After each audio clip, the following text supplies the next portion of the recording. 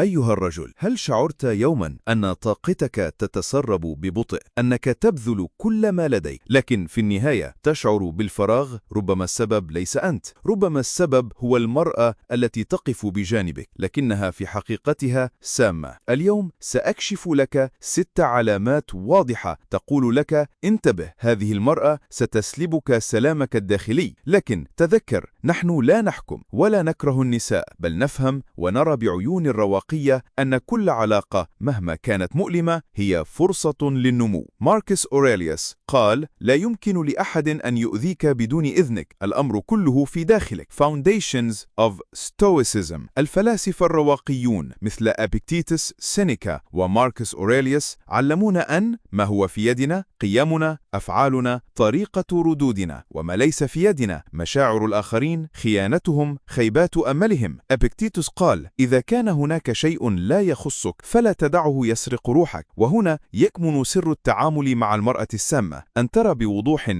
ما يمكن السيطرة عليه وما يجب أن تتركه يرحل. Modern Emotional Struggles. في هذا العصر السم ليس في الطعام أو الشراب فقط، بل في الكلمات، في الوعود الكاذبة، في التلاعب العاطفي. كم من رجل قوي ناجح سقط في فخ مرأة سامة، مرأة لا تمنحه الحب بل تستنزفه، لا تدعمه بل تحطمه، لا تبني بل تهدم. Stoic Interpretation of Emotions. الرواقية تعلمنا التوقع الزائد يساوي مصدر الألم، التعلق المفرط يساوي عبودية، فقدان السيطرة يساوي انهيار داخلي. لكن إذا تعلمت أن تنظر لعواطفك كما ينظر الجندي إلى سيفه، أداة بيدك وليست سيدك، ستنجو. كما قال سينيكا: الحر ليس من لا يقيد بسلاسل، بل من لا يستعبد برغباته. Taking Actions. كيف تحمي نفسك من المرأة السامة؟ 1. اليوميات. اكتب كل يوم: هل هذه العلاقة ترفعني أم تسحقني؟ 2. التخيل السلبي. تخيل حياتك بدونها، هل ستشعر براحة أكبر أم فراغ؟ 3. الانضباط الذاتي. مارس الصمت بدلا من الجدال، القوة في الصمت. 4. التدريب على الحرمان. لا تعطي كل وقتك، تعلم أن تحرم نفسك قليلا لتستعيد قوتك. Realistic Scenarios. هو: لماذا دائما تقللين من شأني؟ هي: أنت لا تكفي أبدا، يجب أن تكون أفضل. هو: صامتا يتذكر كلمات إبيكتيتوس: من يغضبك يتسيطر عليك. الرجل الرواقي لا ينفجر، بل يبتسم ابتسامة هادئة، لأنه فهم أن السم لا يستحق أن يدخل جسده. Stories and Analogies. 1. قصة السفينة. رجل يبحر مع طاقم، لكن إحدى الأشرعة ممزقة، كلما حاول التقدم الريح تعيده. فهم أن السفينة تحتاج إصلاحا، لا تحميل الريح المسؤولية. هكذا هي المرأة السامة، تمزق أشرعتك لكنك أنت القبطان. 2. قصة البستان. شجرة مسمومة وسط حديقتك، هل تسقيها أم تقتلعها؟ الرجل الحكيم يعرف أن الرحمة أحيانا هي بالقطع لا بالبقاء. 3. قصة النار. مرأة سامة مثل النار، تدفئك قليلا في البداية ثم تحرقك بالكامل إن لم تضبط المسافة.